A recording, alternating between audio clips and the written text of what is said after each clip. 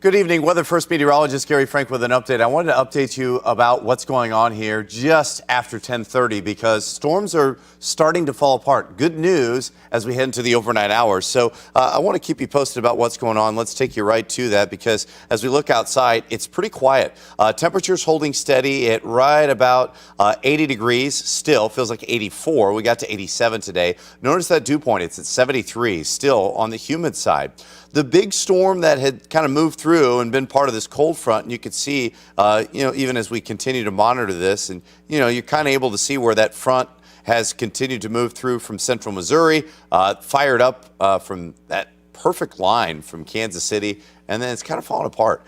The strongest part of this is in Raleigh, but until this fully moves through, we can't rule out a few storms as we look at the big picture, and that's where we have right about here. This is where this front is, mid-70s. The cooler air settling in, but behind it, that's the trigger for our storms. So we still have the severe thunderstorm watch in place until midnight, but it's been shaved down. Anywhere behind that front, your severe weather threat is over. And a couple of spots right now, as I'll zoom in and show you what it looks like in Raleigh. This is not severe, but it is an area that we're monitoring for maybe a pretty loud thunderstorm with 30 to 40 mile an hour wind gusts. And you'll see even as I just cue this up, there's a pretty decent amount of lightning with this. And these are some of the loud storms that I talked about. Within just the last 15 minutes, we've seen 103 lightning strikes. Now, this is moving off to the southeast at about 30 miles an hour. So even as we look, this is impacting Cuba and areas a little further north. As I kind of pull this out just a little bit, we're starting to see maybe just a little development there, but along this front, not much is going on. And